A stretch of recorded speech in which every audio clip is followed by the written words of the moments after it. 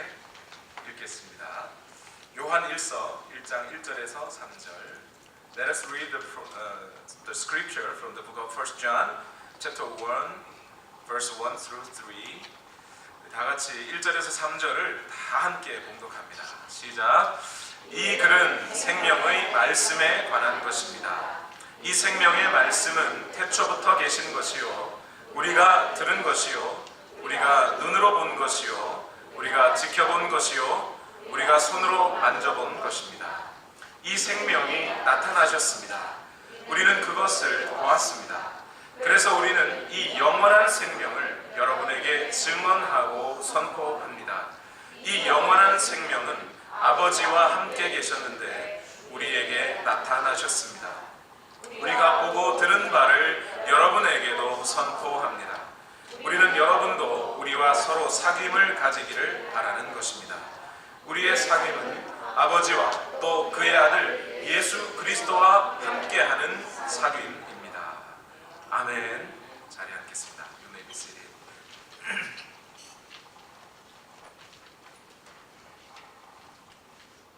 여러분 뉴스를 듣고 이미 알고 계실 것 같습니다. 엊그제 프랑스에서는 아마 이슬람 극단주의자들 아이시스에 의한 테러로 80여 명이 죽는 일이 있었습니다. 그리고 지난주 우리가 여기에서 30분 정도 떨어진 달라스 시내에서 경찰관들이 총에 맞아 죽는 일들이 있었습니다. 엊그제 또 뉴스에 의하면 터키에서는 군사 쿠데타가 일어나서 많은 사람들이 대피하고 한국 사람들도 이스탄불 공항을 떠나서 급하게 입국하는 일들이 있었습니다. 물론 쿠데타는 6시간 만에 진압되었지만 상당히 많은 사상자를 냈다고 합니다. 또 우리 지난주죠. 엊그제 말고 지난주 금요일날 우리 선교사님 통해서 들었지만 나이지리아에서는 거의 매일 총소리와 폭탄 소리를 들으면서 잠을 자야 한다고 들었습니다. 한국 소식도 그렇게 밝지만은 않은 것 같습니다. 유일하게 남은 분단 국가이죠. 한국은 북한이 핵미사일을 준비하고 있고 또 남한은 그 핵미사일에 대응하는 무기를 미국으로부터 수입해서 이제 누가 누구를 먼저 죽이느냐 하는 문제로 시끄럽게 되었습니다. 세상을 돌아보면 전쟁이 그칠 날이 없습니다. 어떤 조사에 의하면 인류 역사에서 사람들이 조사해 볼 수 있는 만큼 과거로부터 지금까지 모든 인류 역사에서 전쟁이 없었던 시간은 과연 몇 시간 정도 될까 따져보았더니 약 300년 정도라고 합니다. 300년 정도 외에 나머지 인류가 존재했던 그 수많은 수천 년 이상의 시간 동안 인류는 계속해서 전쟁을 치렀다는 것이고요. 그리고 그 300년마저도 그냥 평화로운 300년이 아니라 전쟁을 준비하기 위한 300년으로 쓰여졌다는 겁니다. 인류는 이렇게 전쟁과 분열, 갈등을 겪고 살아갑니다. 이 세상은. 단순히 그 전쟁이라는 것이 국가 대 국가, 민족 대 민족의 관계에서만 일어나지 않아요. 단체와 단체, 심지어 개인과 개인의 관계에서도 분쟁과 전쟁이 일어납니다. 사랑해서 단 하루도 못 보면 안 될 것 같아서 결혼을 했는데 아주 작은 문제로 부부싸움은 자주 일어나죠. 그것도 전쟁입니다. 아무리 사이좋은 친구라도 한순간에 원수가 될 수 있습니다. 심지어 부모와 자식의 관계라 하더라도, 같은 부모에서 태어난 형제 자매라 하더라도 유산 상속의 문제만 딱 생기면 금세 원수로 변하고 전쟁이 일어나는 게 오늘 세상의 현실입니다. 저는 이런 세상을 보면서 가끔씩 교회가 절이나 또는 수도원처럼 산속에 들어가는 게 어떨까 하는 생각을 할 때가 있습니다. 왜냐하면 이 어지럽고 문제 많은 세상에서 하나님의 나라를 선포하고 평화를 이 땅에 이루어가야 할 교회가 제 역할을 하지 못하는 것 같아서 그렇습니다. 오늘날 현실의 교회는 이 분쟁이 많고 전쟁이 많은 세상에 평화를 심어주어야 함에도 불구하고 교회 자체가 분열과 갈등과 전쟁을 피하지 못하고 있는 것 같습니다. 그래서 차라리 산속에 숨으면 세상 사람들로부터 욕은 덜 먹지 않을까 하는 생각 때문입니다. 그리고 무엇보다 저 자신이 때로 가끔씩 어떤 사람과 사람의 분쟁이 있으면, 성도들 간의 분쟁이 있으면 그 분쟁을 해결해 줄 만한 능력이 제게 없다는 것을 깨달을 때마다 참 힘이 듭니다. 그래서 숨고 싶습니다. 그런데 예수님은 교회를 세상 저 구석 어디 산속에 숨겨놓으시지 않으시고 산 속으로 들어가라 하지 않고 세상 속으로 들어가라고 하셨습니다. 세상에다가, 이 세상 위에다가 교회를 세워놓으셨어요. 그리고 예수님은 선언하셨습니다. 음부의 권세가 교회를 이기지 못할 것이다. 대체 예수님은 왜 그러신 걸까요? 이 문제투성이의 세상에서, 전쟁이 그칠 날이 없는 이 세상에서 교회가 할 수 있는 게 무엇이 있다는 걸까요? 대체? 교회는 이 세상을 향해 무엇을 할 수 있고 무엇을 해야 할까요? 멀리 볼 필요도 없이 이 알링턴, 포트워스 지역에, 이 지역에도 여전히 경찰관이 죽는 전쟁들이 일어나고 있는데, 인종의 차별들이 일어나고 있는데, 성적인 불균형들이 일어나고 있고, 그것으로 인해 수많은 갈등들이 일어나고 있는데, 오늘날 우리 교회는 여기에서 뭘 할 수 있다는 건가요? 무엇을 해야 된다는 걸까요? 그 질문이 계속 제 마음속에 지난 한 2주 정도 마음에 남았습니다. 그리고 요한일서 말씀을 다시 한번 묵상하던 중에 변함없이 오늘 우리 교회가 이 세상을 향하여 해야 할 일이 있다는 것을 발견했습니다. 첫째로 말씀드릴 수 있는 것은, 교회가 이 세상을 향하여, 이 문제 많은 세상을 향해, 또 세상이라고 하니까 너무 넓게 보지 말까요? 문제 많은 사회를 향해, 문제 많은 가족들을 향해, 가정을 향해 교회가, 우리가 해야 할 일은 뭐냐면 예수 그리스도를 선포하는 것입니다. 이것이 교회에 맡겨진 가장 우선되고 첫 번째 되는 사명입니다. 저는 요한일서 말씀을 읽으면서 그것이 바로 오늘날 세상을 향해 우리 교회가 해야 할 일이라고 믿게 되었습니다. 이렇게 생각된 거죠. 세상이 이렇게 힘들고 황당무계하고 예측할 수 없고 갈등이 많고 소망을 둘 수 없는 세상이기 때문에 교회는 아무것도 할 수 없다는 게 아니라, 바로 그렇기 때문에 교회는 반드시 복음을 선포해야 된다는 겁니다. 아멘 하셔야 돼요. 요한이 전하는, 오늘 요한이 우리에게 알려주고 있는 이 세상과 그리스도에 대한 진리는 매우 명확합니다. 요한은 애매모호하게 말하지 않았습니다. 요한일서 5장 19절 다 같이 읽어봅시다. 시작. 우리가 하나님에게서 났다는 것을 우리는 압니다. 그런데 온 세상은 악마의 세력 아래 놓여 있습니다. 우리는 그리스도 안에 있지만 세상은 사단의 손 아래 놓여 있습니다. 그것이 우리에게 보여주는, 세상을 향한, 세상과 우리 그리스도인들의 삶을 보여주는 요한의 정확한 그림입니다. 요한은 이렇게 말하는 거예요. 세상에 아직도 전쟁이 끊이지 않고 분열과 갈등이 끊이지 않고 있다면 그것은 사단이 그 세상의 세력을 붙잡고 있기 때문이라는 겁니다. 그리고 요한일서 5장 1절에 이렇게 말합니다. 다 같이 읽어봅시다. 앞부분만요. 시작. 예수가 그리스도이심을 믿는 사람은 다 하나님에게서 태어났습니다. 그리고 요한일서 5장 5절 다 같이 읽읍시다. 시작. 세상을 이기는 사람은 누구입니까? 예수가 하나님의 아들이심을 믿는 사람이 아니고 누구이겠습니까?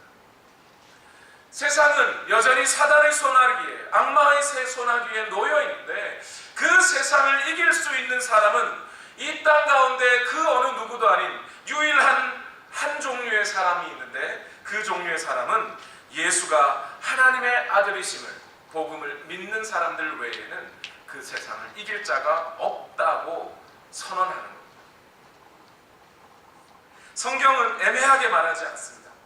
철학적으로, 논리학적으로, 현학적으로 하면서 쩍쩍쩍 해가면서 어렵게 말하지도 않습니다. 하나님께서 하나님의 자신을 그리고 이 세상의 문제들을 드러내 보여주신 것이 계시입니다. 성경이에요. 하나님께서 하나님 자신을 드러내시는데 애매모호하게 드러내시겠습니까? 어정쩡하게 말씀하시겠습니까? 알아듣기 어렵게 말하겠습니까? 하나님은 아주 쉽게 말하셨습니다. 그리고 매우 분명하게 얘기했어요. 우리는 구약 성경을 펴자마자 이 세상의 모든 분쟁과 전쟁의 원인이 어디에서 나왔는지 하나님의 진단을 바로바로 읽을 수 있습니다. 이 세상에 왜 이렇게 전쟁과 분열과 갈등과 죽음이 판을 치고 있는 것일까요? 그것은 처음 이 땅에 아담과 하와라는 사람들이 하나님의 명령에 불순종하였고 그 불순종으로 인해 하나님과의 관계가 끊어지게 되었기 때문이라는 거예요. 불순종함으로 말미암아 하나님과의 관계가 끊어지게 되니 하나님으로부터 오는 평강과 하나님으로부터 오는 생명을 이 세상은 받을 수 없게 되었다는 겁니다. 그때부터 이 세상은 전쟁과 죽음과 살인과 분쟁이 끊이지 않게 되었다는 거예요. 그것이 성경이 말하는 이 세상의 문제에 대한 성경의 진단이에요. 그리고 신약 성경을 펴자마자 우리는 이 세상의 진단에 대한 하나님의 처방을 알 수 있습니다. 어떻게 해야 이 세상이 그 분쟁과 죽음으로부터 벗어날 수 있을까요? 악한 사단의 세력으로부터 벗어날 수 있을까요? 신약 성경은 처음부터 끝까지 단 한 가지 유일한 처방을 주십니다. 그게 예수 그리스도예요. 세상을 구원하시기 위해 하나님의 아들 예수 그리스도가 직접 육체를 입고 이 세상 속으로 들어오셨다는 것, 그분이 직접 십자가에 달려 죽으시고 부활하심으로써 죄와 사망의 권세를 이기셨다는 것, 아담은 졌지만 그러나 예수 그리스도는 그 모든 것을 이겨내셨다는 것, 그리고 선언하셨습니다. 그 그리스도 안으로 들어오는 자마다 내가 세상을 이겼으니 너희도 세상을 이길 것이다. 두려워하지 말고 겁내지 마라 라고 말씀하셨습니다. 예수 그리스도 안에 있는 자마다 죄와 사망의 세력에서 해방받습니다. 그것이 성경이 신약 성경이 말해주시는 처방이에요. 그렇기 때문에 요한은 오늘 시작부터 다른 구구절절 이런저런 문제, 이런저런 철학적인 이야기를 하지 않습니다. 요한은 시작부터 이렇게 말합니다. 지금 이 책은 태초부터 계시던 생명의 말씀에 관한 것입니다. 그 생명의 말씀은 내가 직접 들었고 내가 직접 보았고 만져봤고 자세히 주목하여 그분을 봤습니다. 그분만이 이 세상의 처방이시고 치료약이십니다 라고 선언하기 시작합니다. 이 세상을 변화시키실 하나님께서는 단순히 그냥 마법처럼 해리포터의 주문처럼 그냥 그렇게 세상을 변화시키지 않으시고 이 세상을 변화시켜 갈 하나님의 백성들을 모으셨어요. 그 사람들이 교회입니다. 그리고 그 교회를 향하여 예수님은 십자가에 달려 죽으시고 부활하시고 승천하시면서 마지막으로 이 말씀을 남기고 승천하셨어요. 사도행전 1장 8절 말씀 다 같이 읽어봅시다. 시작. 그러나 성령이 너희에게 내리시면 너희는 능력을 받고 예루살렘과 온 유대와 사마리아에서 그리고 마침내 땅 끝에까지 이르러 내 증인이 될 것이다. 세상 끝까지라도 가서 나의 증인이 되라는 것. 아니, 우리가 되기 위해서 노력하는 게 아니라 성령이 우리에게 임하시면 우리는 증인이 된다는 겁니다.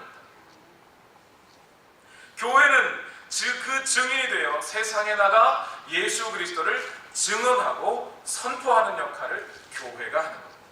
그러면 그 예수 그리스도를 받아들이는 자들마다 하나님의 평강이 그들에게 임하는 거예요.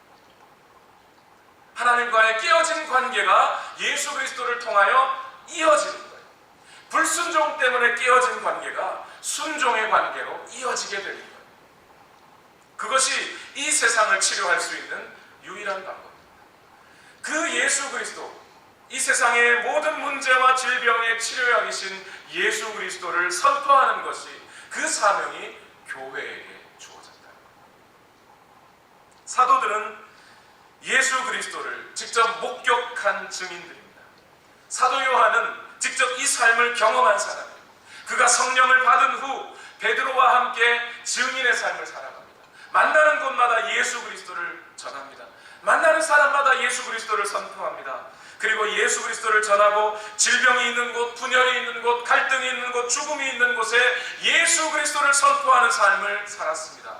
그렇게 살았던 요한이 다른 모든 증인들이 다 죽은 후에도 이제 나이가 90세가 다 된 할아버지 요한이 직접 자기가 그렇게 증인의 삶을 살아봤더니 정말로 예수 그리스도가 선포되는 곳마다 회복의 경험들이 일어나더라. 예수 그리스도를 만나는 자마다 하나님과의 관계가 회복되고 그들이 사단의 세력에서 벗어나더라 하는 것을 요한이 직접 목도하였습니다. 반대로 말하면 살아있는 말씀이신 예수 그리스도를 만나지 않고는 결코 이 세상의 사단의 지배에서부터 회복되지 못하더라는 거예요. 애시당초 하나님께 불순종하여 하나님과 관계가 단절되었기 때문에 이 세상에 죽음의 죄와 죄의 문제들이 생겨난 것이라면 하나님과의 연합된 삶 속에서 하나님의 말씀에 순종하지 않고는 인간의 이 세상에 진정한 행복은 없다는 거예요. 그래서 사도 요한은 오늘도 이렇게 예수 그리스도를 선포합니다. 그 사도 요한의 마음을 가지고 요한일서 1절을 다 같이 읽어보겠습니다. 시작. 이 글은 생명의 말씀에 관한 것입니다. 이 생명의 말씀은 태초부터 계신 것이요 우리가 들은 것이요 우리가 눈으로 본 것이요 우리가 지켜본 것이요 우리가 손으로 만져본 것입니다. 요한은 우리에게 자신의 경험을 말하지 않습니다. 예수님과 살아봤던 어떤 깨달음을 전해주지 않습니다. 오늘날 많은 설교자들이 실수하는 부분이 여기에 있습니다. 조금이라도 더 신선한 예수, 조금이라도 더 감동적인 복음을 전해보고자 자기의 깨달음과 자기의 생각과 철학, 경험들을 마구 섞어서 전하려고 합니다. 요한은 전혀 그렇게 하지 않습니다. 그렇게 해서 예수 그리스도를 만나지 못한다는 걸 알기 때문에 요한은 분명하게 자기가 본 분, 자기가 만난 분, 자기가 경험한 예수 그리스도를 우리에게 전해주려고 합니다.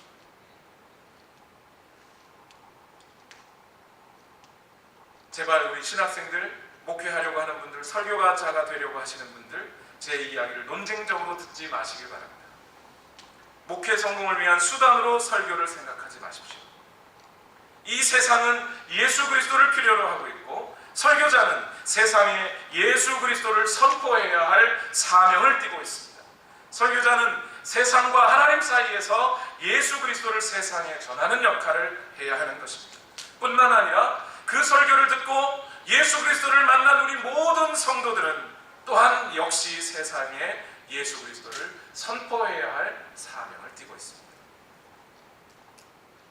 저와 여러분 모두가 이 예수 그리스도의 선포자이십니다.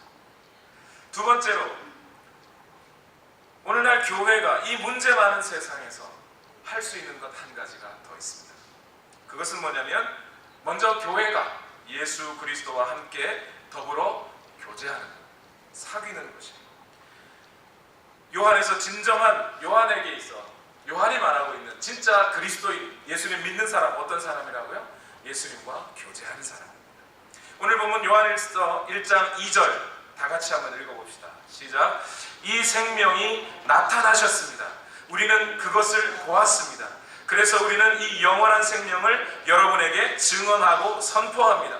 이 영원한 생명은 아버지와 함께 계셨는데 우리에게 나타나셨습니다.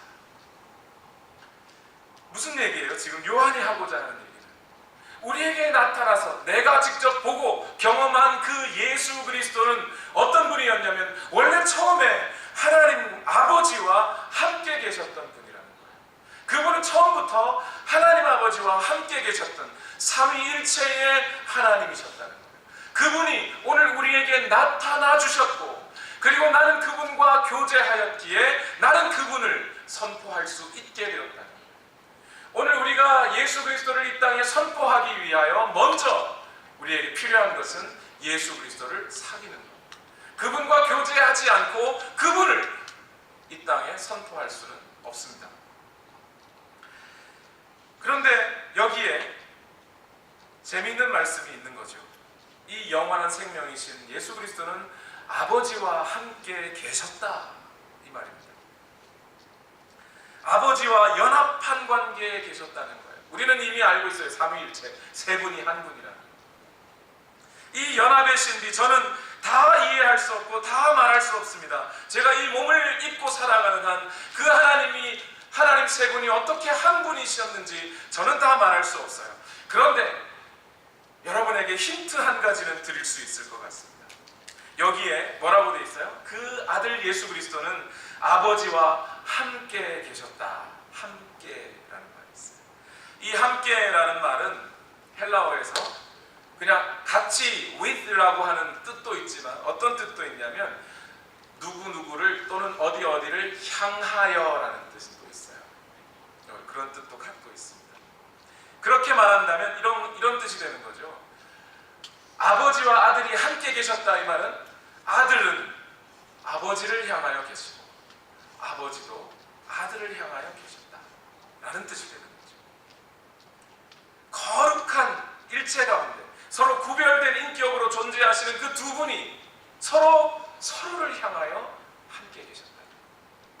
저는 이 장면을 어디서 발견하냐면 이와 비슷한 장면을 아이들이 막 태어났을 때 엄마들은 잘 몰라요. 아빠는 알아요.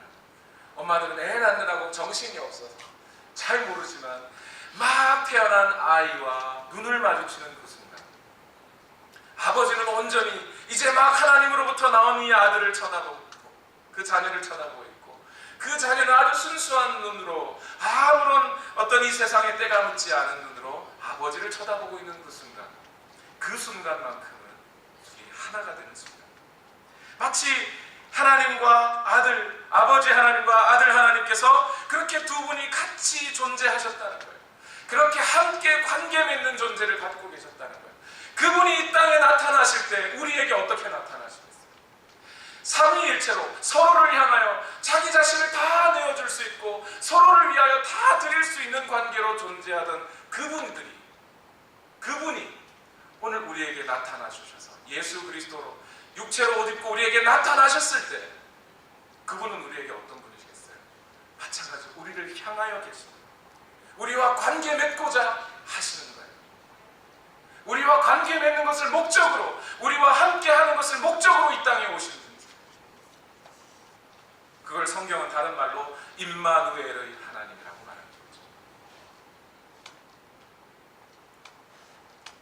저는 이 말씀을 어떻게 하면 여러분께 쉽게 표현해 드릴 수 있을까 하다가 어떤 신학자가 이런 말을 한 것을 봤습니다. 우주 만물의 중심에는 관계가 있고 존재하는 모든 것은 관계를 맺는다. 하나님이 관계를 맺는 존재이셨기 때문에 이 땅의 모든 것이 다 관계를 맺는다는 거예요. 이건 너무 어려운가요? 조금 더 쉬운 말로, 우리 오늘 성경 공부 시간에 같이 말씀을 나눴지만 하나님은 어떤 하나님이요? 우리 예수님은 어떤 예수님이요? 쉬운 예수님. 쉬운 예수님. 이게 무슨 뜻이냐면 내가 작업을 걸면 저 여자는 내가 작업을 보면 5분 만에 나한테 넘어올 것 같아. 이런 여자를 뭐라 그러죠? 쉬운 여자. 나쁜 뜻입니다. 좋은 뜻 아니에요. 내가 쉬운 여자라고요?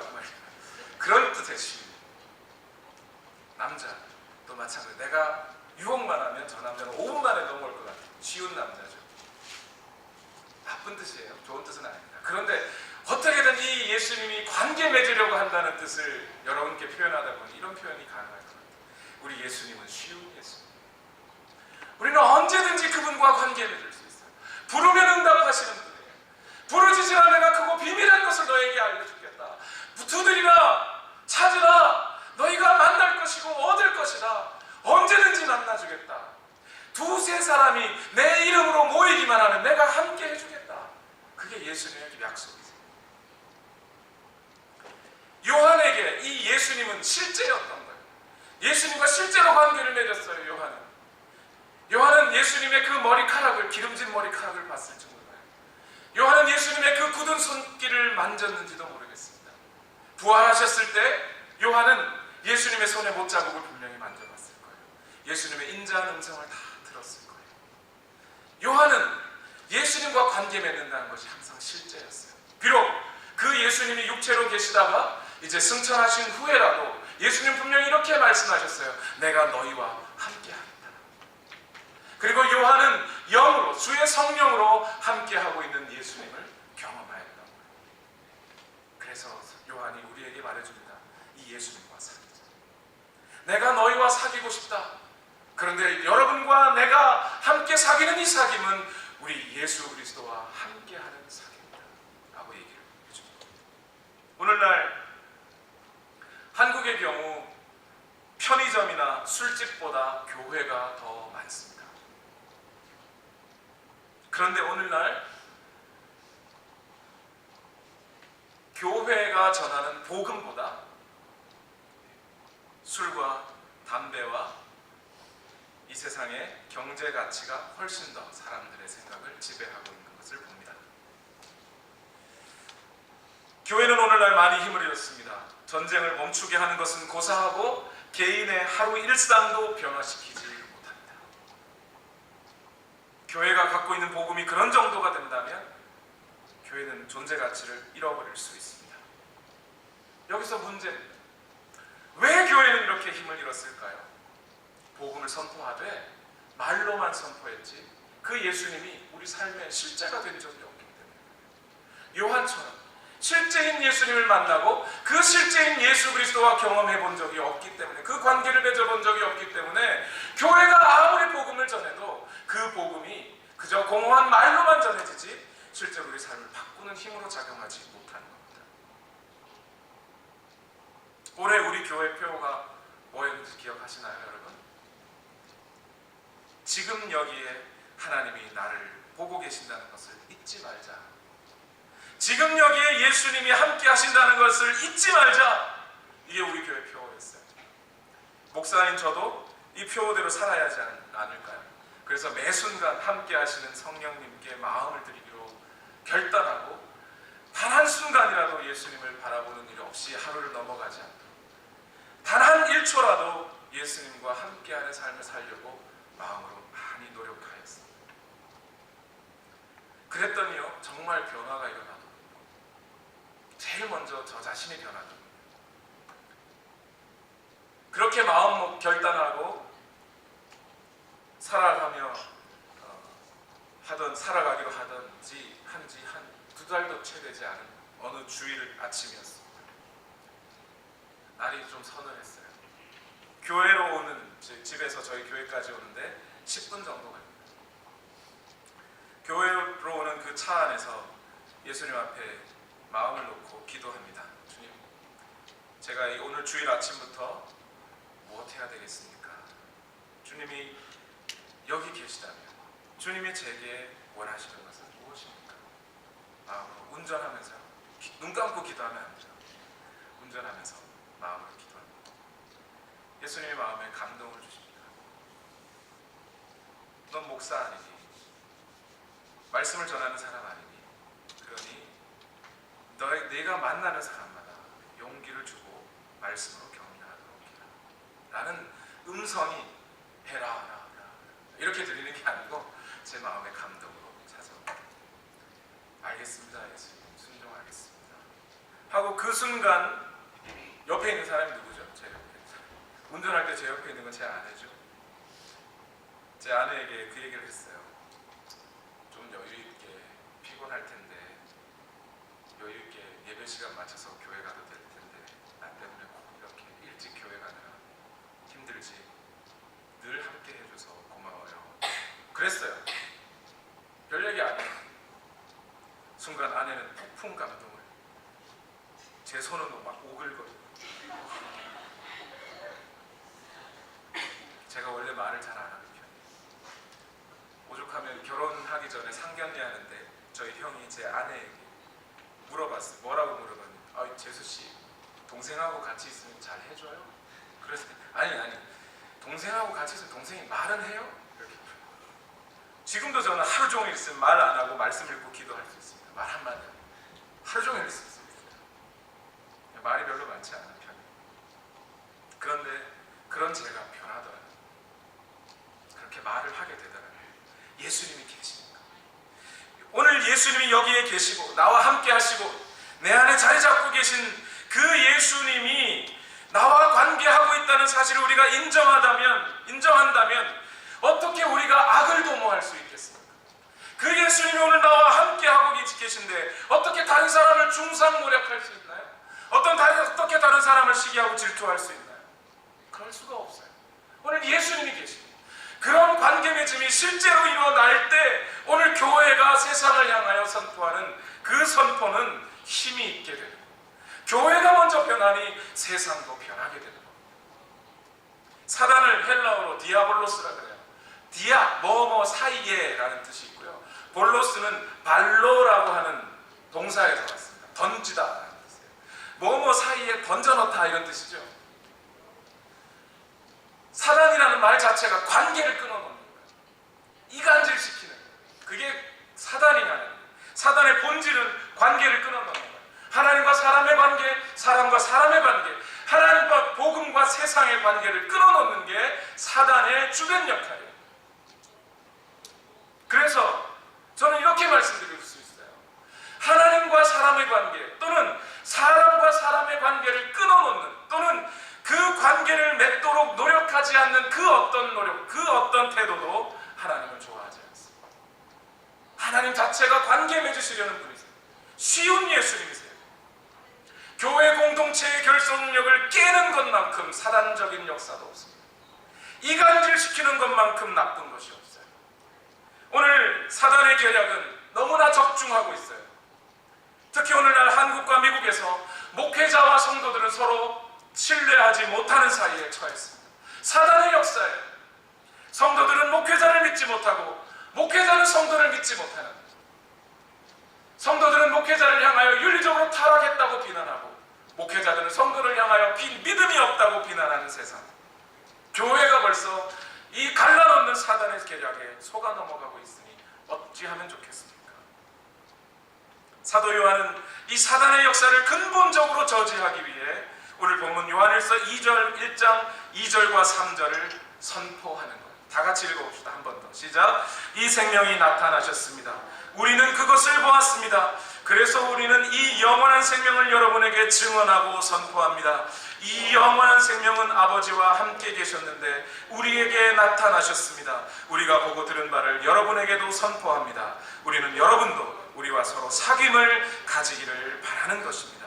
우리의 사귐은 아버지와 또 그의 아들 예수 그리스도와 함께하는 사귐입니다. 마지막으로 세 번째, 오늘 교회가 이 험한 세상에서 할 수 있는 첫 번째는 복음을 선포하는 것이고, 둘째로 복음을 선포하기 위해 예수 그리스도와 교제하여야 하고, 세 번째는 당연히 다른 사람들로 하여금 그들도 예수 그리스도와 교제하도록 돕는 것. 그것이 오늘 교회가 해야 할 일입니다. 오늘 3절, 지금 막 읽으신 3절에 분명히 이렇게 얘기하죠. 우리가 보고 들은 바를 여러분에게도 선포합니다. 우리는 여러분도 우리와 서로 사귐을 가지기를 바랍니다. 우리의 사귐은 아버지와 또 그의 아들 예수 그리스도와 함께하는 사귐입니다. 오늘 저와 여러분의 관계 속에 예수 그리스도와의 관계 맺음이 있어요. 그리고 우리는 다른 사람들에게 그렇게 해야 합니다.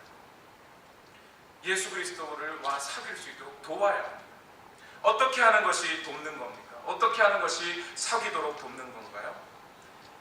누구가 관계를 맺는다고 했을 때 거기는 크게 세 가지 전제가 있어요. 첫 번째는 뭐냐면 양쪽 당사자 간에 장애나 장벽이 없어요. 장애가 있고 장벽이 있는 동안 관계는 생기지 않습니다. 하나님과 인간 사이에 장애는 원래 없었어요. 장벽이 없었어요. 그런데 그 사이에 장벽이 생겼어요. 그 장벽의 이름을 뭐라고 해요? 죄라고. 그 죄의 벽을 허물기 위해 예수님이 오셨고, 그 예수님은 하나님과 인간 관계를 뚫어놓으신 거예요. 두 번째로 누구가 관계를 맺는다고 하는 것은, 진정한 사귐을 위해 전제되어야 하는 것은 동일화의 원칙. 다른 말로 하면 같아져야 됩니다. 같아지는 게 필요해요. 한 농부가 겨울에 농사를 쉬고 아침을 먹고 차를 마시고 있는데 갑자기 창문에 쾅 하는 소리가 들립니다. 그래서 봤더니 참새가 여러 마리가 날아다니다가 바깥 날씨가 추우니까 집 안으로 들어오려고 창문이 뚫려 있는 줄 알고 날아왔다가 유리창에 머리를 부딪힌 거예요. 안 되겠다 싶어서 농부가 이 참새를 살려주려면 농부 참새가 집 안으로 들어올 수 있게 도와야겠다고 여러 가지 수단 방법을 씁니다. 호이호이하고 쫓아보기, 몰아보기도 하고 목의 곡식을 쪼아서 들여보기도 했는데 잘 들어오지를 않아요. 농부가 나타나는 순간 참새는 도망가 버립니다. 들어오지를 않아요. 농부가 생각합니다. 저 참새를 살리려면 내가 참새가 되어 참새의 모양을 가지고 저들 가운데 들어가면 나도 저 참새들을 데리고 들어올 수 있을 텐데 하는 순간 이 농부의 생각에 번뜩 누가 지나갈까요? 예수 그리스도의 생각입니다. 예수 그리스도의 성육신이 바로 그런 의미예요. 오늘 우리와 하나님과의 관계를 맺어주기 위하여 우리의 모습을 입고 예수님이 찾아와 주셨어요. 세 번째로는 그 관계 맺음 속에 사랑이 있어요. 사랑이 없이는 관계 맺음이 일어나지 않습니다. 도적이 오는 것은 죽이고 빼앗기 위해 오는 것이지만 목자가 양에게 오는 것은 더욱 풍성히 얻게 하기 위함이에요. 이 세 가지 원칙, 예수님이 우리에게 하신 대로 장벽을 허물고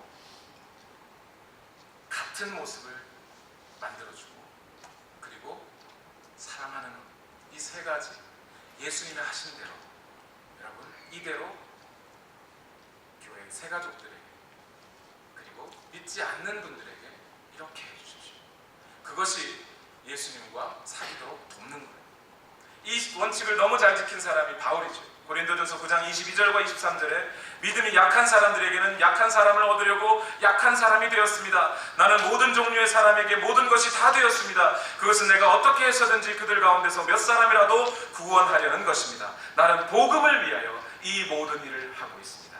그것은 내가 복음의 복에 동참하기 위함입니다.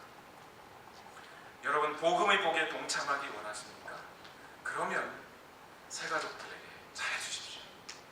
믿지 않는 분들에게 잘해주십시오. 교회에 가보면 목사와 목사의 가족에게 잘해주시는 분들이 참 많습니다. 감사합니다. 그런데 저는 여러분께 이렇게 말씀드리겠습니다. 저와 저희 가족 괜찮습니다. 새 가족들에게 그리고 믿지 않는 분들에게 더 잘해주십시오. 저희에게 보낼 관심을 그들에게 보내주십시오. 특히 여러분의 가족 중에 믿지 않는 분들이 있다면 예수님이 하신 것처럼 벽을 허물고 그들과 같은 모습이 되어주고 사랑하십시오. 그래서 그들도 예수님과 교제할 수 있도록 해주십시오. 특히 여러분의 자녀들이 믿음의 회의를 느끼고 교회를 등한시합니까? 그들과의 관계의 담이 허물어지도록 노력해 보십시오. 같이 야구장이라도 가고 같이 놀아보십시오. 또 맞들라는 얘기가 아니에요. 아이들 정말 사랑하면 그들의 영혼에 관심을 가져야 하지 않습니까? 우리 어머니들 자녀들을 위해서 정말 애쓰고 수고 많이 하셨습니다. 그런데 여러분의 자녀들이 믿음을 갖도록 애쓰시고 수고하셨습니까? 아이들이 우유 마실 때 어쩌면 더 좋은 우유를 먹일까 생각하실 만큼 어떻게 하면 영적으로 그들에게 말씀을 줄까를 생각해 보셨나요? 공부 잘하라고 잔소리를 하는 만큼 예수님 잘 믿으라고 잔소리 하셨나요? 그들의 육체가 잘 되는 일에 관심을 갖는 만큼 그들의 영혼이 잘 되는 일을 위해 여러분 얼마나 관심을 가지셨습니까? 지금에 와서 내 자녀가 믿음이 없다 탓하지 마십시오. 하나님은 분명히 약속하셨어요. 자녀들을 말씀으로 양육할 책임은 부모에게 주셨습니다. 특히 아버지들에게 주셨습니다. 아비들아 내 자녀를 말씀으로 양육하라고 모세오경에는 계속해서 말씀하고 계십니다. 남편이 그렇게 하지 않으면 아내가 하셔야 합니다. 여러분이 그렇게 하셨어야 합니다. 하나님의 말씀을 전하는 것을 목사에게만 맡기지 마시고 여러분이 하셨어요. 여러분이 그들의 영혼을 관리하셨어요. 부부 사이도 마찬가지예요. 서로에게 돈 열심히 벌어줘서 경제적으로 잘해주는 거 좋습니다. 육체적으로 잘해주는 거 좋습니다. 내 남편에게 잘 보이기 위해 내가 다이어트, 요즘은 남편에게 잘 보이려고 다이어트 하는 분보다는 다른 사람들에게 잘 보이려고 다이어트 하는 분들이 많으시더군요. 어찌되었건 서로에게 잘하기 위해 노력하는 것 잘하셨습니다. 그런데 여러분 서로에게 영적인 관심들은 가져주셨는지요? 오늘 하나님께서 나에게 이런 말씀을 하셔서 내가 이렇게 순종하였더니 이런 기적이 일어났다는 간증을 서로에게 한번 해보셨는지요? 남편이, 아내가 믿음이 없으면 영적으로 침체되었다고 말해보지 마시고 그들에게 믿음을 주려고 하셨는지요? 저는 목사로서 저의 책임을 면하고자 하는 말이 아니라 여러분들이 여러분의 책임을 제대로 해내게 하기 위하여 말씀드립니다. 여러분 가정의 파수꾼은 제가 아니라 여러분입니다. 파수꾼의 경성함에 대해 말씀한 것 잊지 않으셨죠? 외적이 쳐들어오는 것을 알려주었음에도, 파수꾼이 알려주었음에도 성 안의 사람들이 그 말을 듣지 않아 죽으면 그 사람 책임입니다. 그러나 그들에게 외적이 쳐들어오는 것을 알려주지 않아서 성 안의 사람들이 죽으면 그건 파수꾼의 책임입니다. 여러분 가정의 파수꾼은 여러분이세요. 여러분이 복음을 전해야 합니다. 그리스도를 선포하고 예수 그리스도와 교제하고 또 그들이 예수 그리스도와 교제하도록 적극적으로 도우시기 바랍니다. 말씀을 맺겠습니다. 여러분, 이 말씀 드리면 걱정됩니다. 여러분이 지금까지 목사님 말대로 살지 않았는데 자책하시지 마십시오. 알았다면 지금부터 그렇게 살면 됩니다. 여러분께 예수 그리스도를 선포하라고 했지 여러분들로 사람들을 변화시키라고 하지 않았습니다. 변화는 복음이 시킵니다. 변화는 예수 그리스도께서 만드십니다. 그분을 신뢰하고 복음을 선포하십시오. 그것이 오늘 우리가 해야 합니다. 기도하겠습니다. 우리 다 같이 기도하십시오. 오늘 이 시간 우리 다 같이 한 마음으로 한 뜻으로 기도하실 때 여러분, 오늘 우리가 이 세상을 살면서 내가 저들을 위해 무엇을 할 수 있는지, 할 수 있는 것이 아무것도 없다고 생각될 때 예수님은 여러분에게 말씀하십니다. 걱정하지 말고, 두려워하지 말고, 염려하지 말고 복음을 선포하라. 그러면 된다. 복음이 바꿀 것이다. 그리고 너희는 나와 교제하자. 그리고 다른 사람들이 나와 교제할 수 있도록 돕자. 예수님이 말씀하십니다. 그러면 이 세상은 하나님의 나라로 변할 것입니다. 이 믿음을 가지고 주여 오늘 우리에게 이 사명 감당할 믿음을 주시고 우리의 마음을 강하고 담대하게 하여 주옵소서라고 우리 시간 다 같이 한 목소리로 함께 기도하겠습니다. 살아계신 아버지, 오늘도 하나님께서 우리 가운데 역사하심을 믿습니다. 오늘 우리 가정에 주의 복음이 선포되기를 원합니다. 예수 그리스도가 선포되기를 원합니다. 예수 그리스도와 교제하는 일이 일어납니다.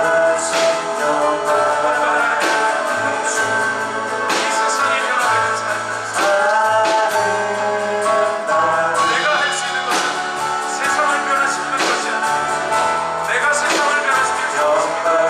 나는 다른 사람이라도 사람을 변화시킬 수 있습니다. 주의 복음이 예수 그리스도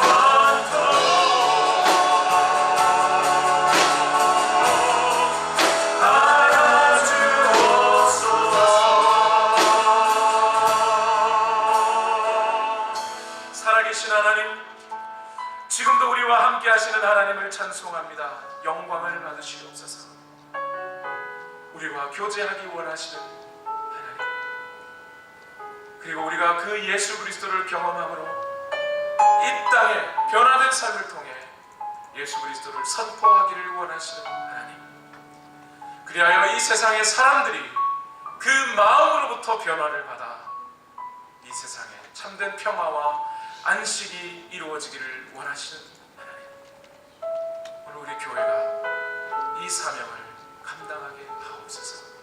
우리는 세상을 변화시킬 수 없습니다. 우리는 단 한 번이라도 내 남편이라도 내 아내라도 내 자녀라도 내 힘으로 그들을 변화시킬 수 없습니다. 그러나 주의 복음은 그렇게 하실 줄로 믿습니다.